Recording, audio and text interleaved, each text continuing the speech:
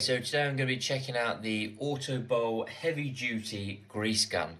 Anyway, so Auto Perks, it's sort of the sort of inbred, poorly funded cousin to BigClive.com, but we'll do our best. So why did I get this? Long story short, and I'm sure it'll pop up in another video, I've bought a 66-year-old Bedford's fire engine, ex-auxiliary fire service. And like many sort of commercial trucks, it has nipples which require greasing regularly. And a grease gun is the sort of cheapest and easiest way to do this. You can also get electric grease guns, but they're a lot more expensive, and really for my needs, for doing this sort of every now and then, it's not worth the investment. This particular model here I bought on Amazon. There's a link in the description. It's not an affiliate link or sponsored, because who'd want to sponsor this channel? It cost me £33.99, and that included obviously free shipping because it's Amazon, and it's over 25 quid. CarBole, I've never heard of them before, so I think they're just like your standard Chinese no-name brand, basically. I'll read you through a couple of the specs. So it's red in colour, uses your standard 14-ounce cartridge, maximum pressure 4,500 psi. Jesus Christ, if you can manage that in this gun, I'll be very impressed. And it's made of anodized aluminium. Comes with a flex hose, metal straight pipe, and a coupler and instructions.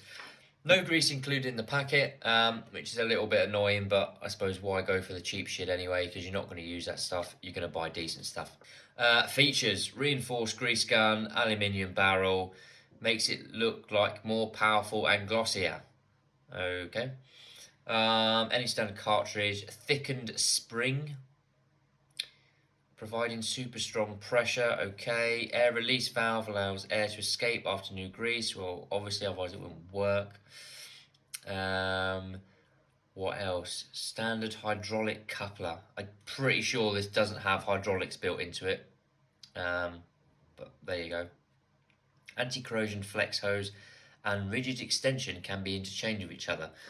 Well, I would hope so, because what's the point of an extension if it can't fit onto the original fitting? Anyway, okay, so let's see what you get for £33.99. I'm recording this in 2020. So this is what it comes in. Quite a lightweight package, really. So initial expectations isn't that high. Let's have a look, see what you get in the box. Okay, so is that it? Yeah, that's it. Okay, so let's get that out of the way. Okay, so you've got the actual grease gun assembly itself. Nice, bit Chinese characters straight away. Love it. CarBole, sorry, not CarBole. Jesus. Your instruction booklet. And then you're also going to get your sort of grease nipple extension and your hoses. That's your rigid hose there, and that's your flex hose there. Okay, so I'll put that to one side. So let's have a look at this. Okay, so the instruction is a single page. Okay, so basically, there's three ways you can use this system. The first one is by using your standard cartridge, which looks like this. So that's your standard. This is Lithium Grease, high temperature, is what I usually tend to use in vehicles. Again, not sponsored, but Silverhook's quite a good brand as well, quite affordable. So I'll leave that there. So that's option one, okay? And I'll run through using that in a second. The second option then is to bulk load with a dispenser.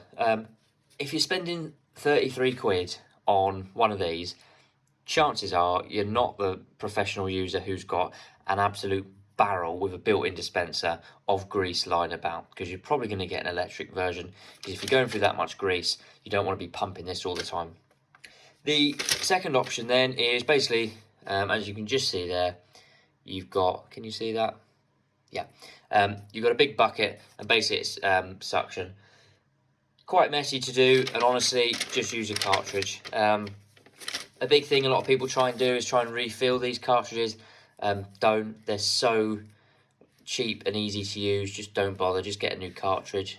There you go. Yeah, so that's what it looks like inside, Lithium Grease. Yeah, don't try and refill it. It just makes a mess. Just don't do it. So the attachments then. So let's take these out.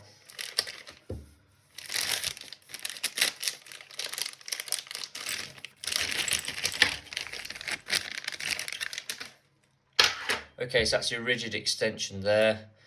Nice to see that you could potentially put a pair of pliers on that. Yeah, all over it's quite weighty, it's quite bulky, so it's got a good amount of strength to it. It's a little bit strange that only threads on to a certain level, but okay. And then comes off there. Okay. It comes with a little rubber cap as well to keep things neat, and then the other end just threads on. So basically you can thread that on directly to this end here if you wanted to, and have it like this. It depends on your nipple joint, and then have it feed through there. Okay, so your other option then is this flexible hose, which is a little bit more user friendly. So basically, again, you can take off this end nipple, because again it depends on the type of nipple you've got. Screw that onto there like that, and then basically when you're underneath the car you can flex it about. There's quite a lot of flex. What does this say? Burst pressure 700 bar, Germany. Okay, so it seems like, from what I can read anyway, if you believe what they put on these things, is that the piping itself is actually fairly decent, so that's a good sign. Still not sure on these little bits. Look, they look like sort of, I don't know, cretin's teeth. Right, so the unit itself then. Okay, so it's got some sort of no-name brand Chinese QC mark, which obviously isn't a QC mark. It could well be any other Asian language. It's got a nice giant clip on it, which is mainly, I suppose, for transport. The unit itself then, it's got this rubberized section here. This is quite nice and fairly strong. This here has clearly been moulded, but not very well. You see there's quite an obvious seam running along there. Can't see it within the barrel itself. But you can see it running all the way through, and you can potentially see it a bit there. So it's not the most highest quality of items, but there's a little bit of flex there, which means there's possibly a weak point there, and it's all riveted together, but it does look fairly strong, and this is all rubberized. Let's have a look inside it then. So it unscrews just like this, and you can see it's already been pre-greased, which is quite nice. And it's also got an O-ring just inside there, so that's quite good as well. That will help maintain that pressure. So the actual unit itself, pretty simple. So you've got the plunger here, which looks like something off an old fire extinguisher, and all you do is just pull it out like that, and it holds in place because that's a little locking pin. On the inside it's just empty. So what you would do then at this point, you take off your lid, and then everyone's wondering, but the cap's there. What you've got on the other end is a little ring pull. These are pretty good, because if you get stuck, they've always got it on the side anyway. So basically, you stick that in, take the cap off, like that. It creates a seal on the inside and pushes it up. Once it's in then, you screw on your lid. So let's just say that that's in now. Okay, so keep that on nice and tight. That's the pressure release valve there that I mentioned earlier. So just to stop it getting a bit too vented up, and they've got a built-in secondary one there as well, which again helps it from blowing. So once that's in then, all you're going to do is press this button here. That'll then obviously put a bit of pressure onto it. Obviously if I do it now, it's going to fling all the way in, so I'll just slowly release it. So at this point, it would probably go to, you know, a little bit more out than this. At that point then, you want to push it as far as you can to put some pressure onto it. Okay, once you've got that pressure then, make sure your nozzle is screwed on, and then you keep pumping. So keep pumping, keep pumping, keep pumping, keep pumping.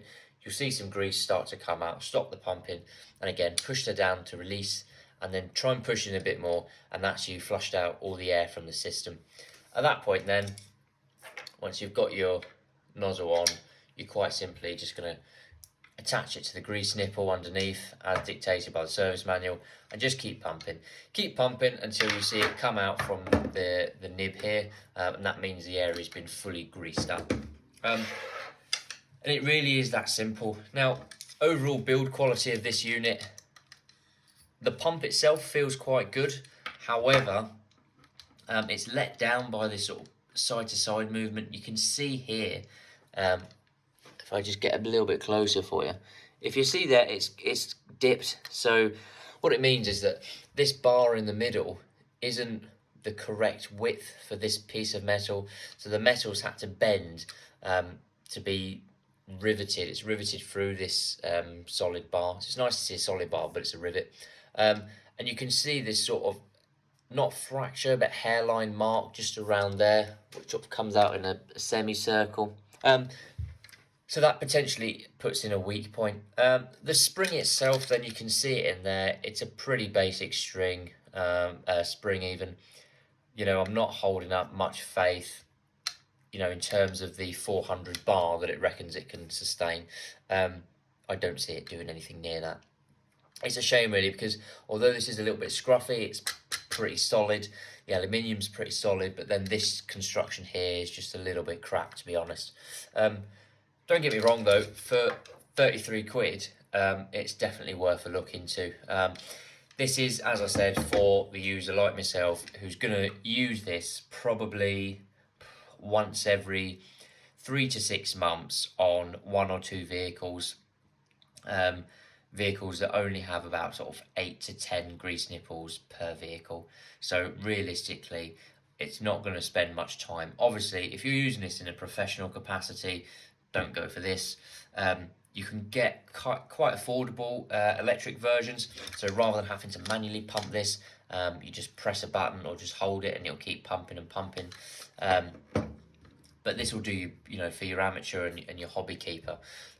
This will do you pretty well. Grease itself, then again, grease is like oil. It starts all kinds of debates on, depending on what you want to use it for, the vehicles, what the seal inside that particular unit is. So you want to make sure it's not a grease that's going to break down that seal, especially if it's something like a paper seal or some of the really old stuff. But you should replace those anyway, realistically. If in doubt, my go-to choice is always lithium grease. It's high temperature stuff, because as you see there, you know, it's operating minus 15 to 135 degrees, which in the UK, on average, that's going to cover you for most things. Obviously, if you're going to run it right next to the engine or anything to do with a very old engine block, you'd be hard struck to find something that wants grease that high of a temperature. So this is really good for your more sort of chassis items, your suspension, potentially depending on the system you've got, certain types of brake systems. That's really all I've got for you guys. So if you did enjoy this video in any way, give us a thumbs up, put down a comment, and subscribe just to let me know that it's actually semi-interesting to you. If you didn't find it interesting, feel free to put a dislike and to put a whingy comment, which I'll be sure to not get back to.